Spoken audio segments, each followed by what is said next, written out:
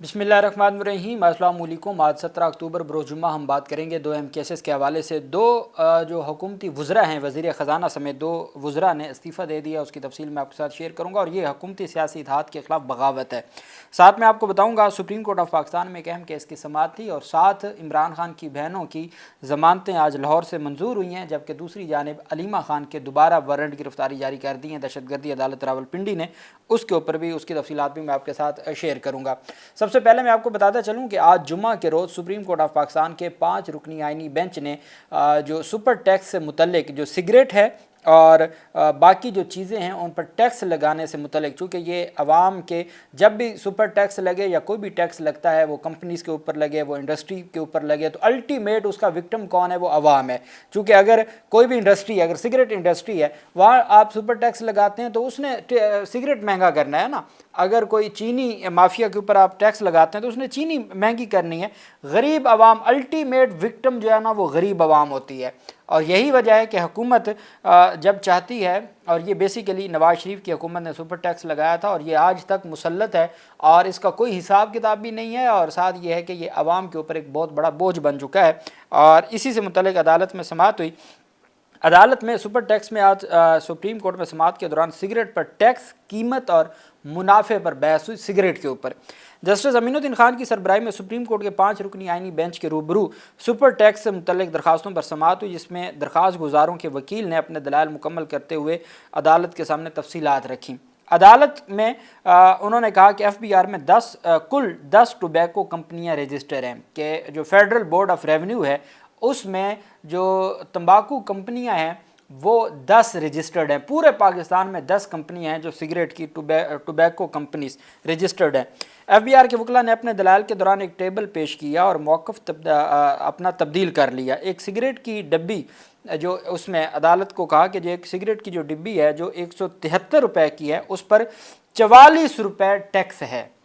एक सिगरेट की जो डिब्बिया है जो 173 रुपये की है और जो एक पैकेट है सिगरेट का वो 173 रुपये का है, उस 173 पे 44 रुपये टैक्स लिया जाता है। टोबैको की कीमत पाकिस्तान टोबैको कंपनी कंट्रोल करती है। एक सिगरेट का पैकेट जिसकी कीमत 77 रुपये है उस पर 44 रुपये टैक्स है और 33 रुपये बचत है। कि जो एक वो पैकेट जिसकी टोटल 77 रुपये कीमत है उसके ऊपर 44 रुपये वो टैक्स अदा करते हैं और सिर्फ 33 रुपये उनको बचत है। मौजूदा कानूनी रजीम के होते हुए वो कहते हैं कि मेरे लिए इसको चलाना, जो टोबैको कंपनियों के वकील हैं वो कहते हैं कि मौजूदा सूरत हाल में जितने टैक्स लगा दिए गए हैं, मेरे लिए कारोबार को जारी रखना मुश्किल हो चुका है। मेरे लिए मुमकिन नहीं रहा कि मैं अब जो है वो इसको फ़ाल रख सकूँ। जस्टिस मोहम्मद अली मज़हर ने रिमार्क्स दिए कि हम मुकदमे के हक़ाइक़ में नहीं जाएंगे, आप कानूनी सवालात पर दलाइल दें। जिस पर वकील ने कहा कि अगर कीमत में इजाफा होगा तो टैक्स भी बढ़ेगा।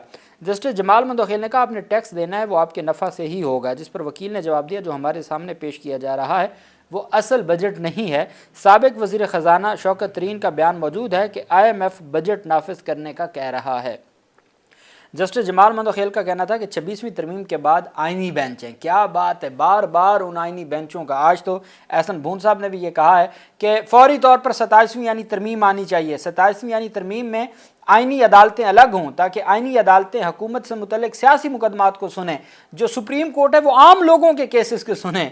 अब वो जो आम लोगों के केसेस हैं वो सुप्रीम कोर्ट, यानी कि सुप्रीम कोर्ट फैमिली केस सुने, सुप्रीम कोर्ट कत्ल के मुकदमात सुने, सुप्रीम कोर्ट प्लाटों के मुकदमात सुने, लेकिन जो हुकूमत से मुतल्लिक केसेस हैं वो आइनी अदालत सुने। वो आइनी अदालत जिसका चीफ जस्टिस भी हुकूमत के जो अक्सरियती वोटों से बनना है, वो जो आइनी अदालत में जजेस को मुंतखब करना है, सिलेक्ट करना है, वो भी अक्सरियती वोटों से होना है। अब एहसन भून साहब ये फरमाना चाहते हैं कि जी जल्दी से आइनी अदालत बनाएं, 27वीं तरमीम करें और आइनी अदालत बताएं।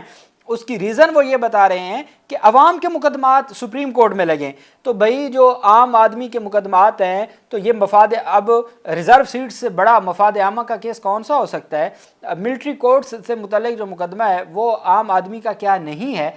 और जजेस का ट्रांसफ़र है, जिन जजेस को इस्लामाबाद हाई कोर्ट में वो जाते थे, लोग इधर उधर हाई कोर्ट से अपने केस वापस लेके इस्लामाबाद हाई कोर्ट में दायर करते थे। और आपने वो कहते हैं जी कि वो आइनी बेंच में और मफाद आमा के केसेस नहीं है। तो भाई और कौन से मफाद आमा के केस हैं? एक बंदे का तलाक का इशू है वो सुप्रीम कोर्ट हल करेगी, گی, ایک بندے کا زمین کے 10 مرلے کے پلاٹ کا ایشو ہے وہ سپریم کورٹ حل کرے گی, وہ عوام کا کام ہو رہا ہوگا.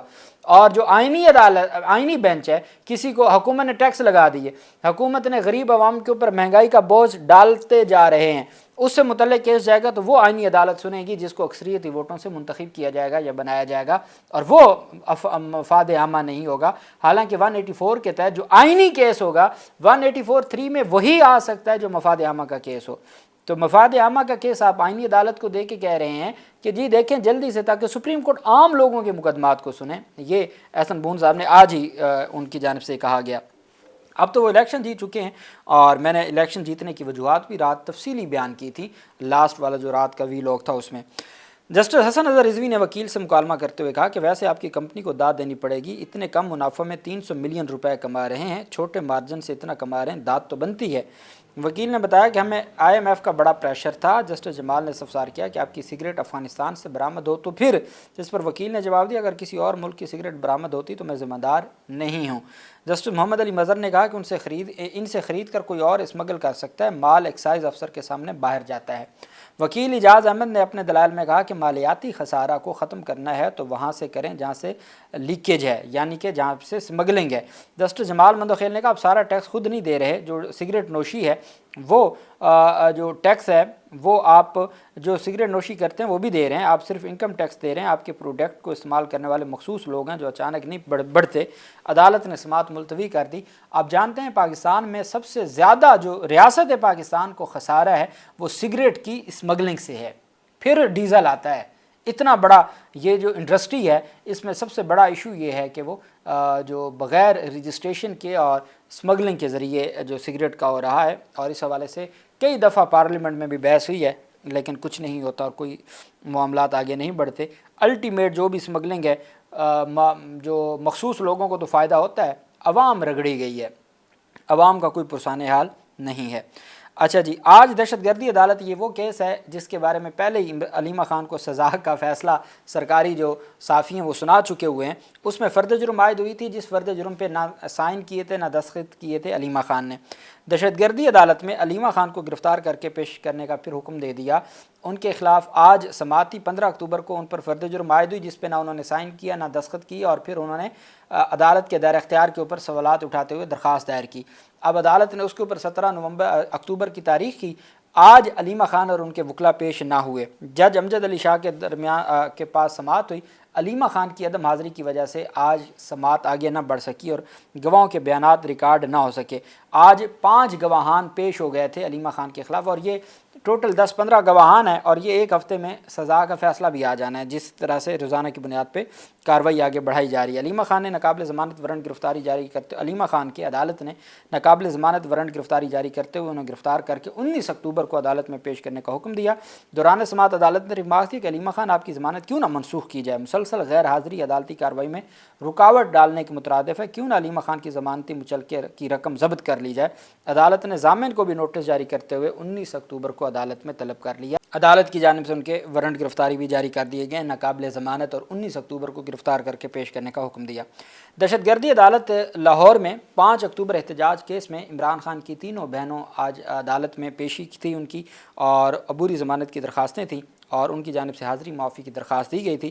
عدالت نے ان کی حاضری معافی منظور کر لی. عدالت نے ان کی عبوری ضمانتوں میں 24 اکتوبر تک توسیع کر دی, جو عبوری ضمانتیں ان میں ایکسٹینڈ کر دی. عدالت نے ان کی جو درخواستیں تھیں, تینوں بہنوں کی درخواستیں تھیں, یہ 5 اکتوبر لاہور میں احتجاج کا مقدمہ ہے, دہشت گردی کا مقدمہ بنایا گیا تھا, اور ان تینوں مقدمات میں انہوں نے وہ تینوں بہنوں کی جانب سے حاضری معافی کی درخواست دی گئی. عدالت نے حاضری معافی کی درخواست منظور کر لی, اور ساتھ عدالت نے 24 اکتوبر تک ان کی ضمانتیں بھی منظور کر لیں. 24 اکتوبر تک ان کیسز میں ان کی گرفتاری سے بھی روک دی عدالت نے. میں نے آپ کو بتایا تھا کہ پاکستان تحریک انصاف کے سربراہ عمران خان کا جو توشہ خانہ کیس ہے اس میں 29 اکتوبر تک سماعت ملتوی کر دی تھی 2 ہفتوں کے لیے, اور وہ بڑی انہونی ہوئی جو جج شاہ رخ ارجمند صاحب کی عدالت میں.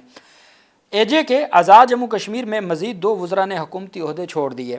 اتحادی حکومت میں شامل مستعفی وزراء کی تعداد اب 3 ہو گئی ہے۔ دونوں وزراء پریس کانفرنس آج کریں گے اور وہ علیحدگی کے حوالے سے جو ہے وہ اپنی تفصیلات بھی بتائیں گے۔ وزیر خزانہ عبد الماجد خان اور وزیر خوراک چودھری اکبر ابراہیم شامل ہیں۔ آزاد جموں کشمیر میں جوائنٹ عوامی ایکشن کمیٹی کی طرف سے مہاجرین ممبران اسمبلی کی نشستوں کی مخالفت کے بعد وزراء کے استعفے آنا شروع ہوئے۔ وفاقی وزراء اور ایکشن کمیٹی کے درمیان مذاکرات ہوئے تھے۔ آزاد جموں کشمیر کابینہ میں 20 وزراء اور مشیران پر اتفاق کیا گیا تھا اور سیکرٹریز کی تعداد بھی 20 رکھنے پر اتفاق کیا گیا تھا۔ 12 وہ وزیر ہیں جو مہاجرین کی سیٹ پر ہیں، مخصوص نشستوں پہ ہیں، اور ان کو وزارتیں دی گئی تھی، اور کوئی وزیر اطلاعات تھا مخصوص نشستوں والا، کوئی وزیر خزانہ تھا، سارے بڑے عہدے دیے گئے تھے۔ یہی تو ان کا سب سے بڑا سوال تھا اور پوائنٹ تھا کہ آپ نے 36 سے زائد وزیر رکھے ہوئے ہیں جن کا کوئی کام نہیں ہے، اور پھر جن کو چند سو ووٹ ملتے ہیں اور مہاجرین کے نام پہ، وہ پاکستان مہاجرین کے نام پہ ان کو آپ نے 12 سیٹیں دی ہوئی ہیں اسمبلی میں، اور انہی کو پھر آپ وزیر بناتے ہیں، انہی کے ذریعے حکومتیں تبدیل ہوتی ہیں۔ تو یہ سوال اٹھایا گیا تھا، جس پر اب جو سلسلہ ہے ریزگنیشن کا، استعفوں کا، وہ شروع ہو گیا ہے۔ آج مزید 2 سینئر وزراء نے استعفیٰ دے دیا ہے، اور یہ حکومتی اتحاد جو ہے، پیپلز پارٹی، نون لیگ اور منحرفین پی ٹی آئی کے جو لوٹے تھے، یہ ان میں بغاوت ہے، حکومتی اتحادیوں میں بغاوت ہے، جس کی وجہ سے یہ استعفے سامنے آ رہے ہیں، اور عوام کشمیر، دلیر عوام کا دباؤ ہے جس کی وجہ سے یہ استعفے آ رہے ہیں۔ اللہ پاک پاکستان کا حامی و ناصر ہو۔ بہت شکریہ۔ اللہ حافظ۔ پاکستان زندہ باد۔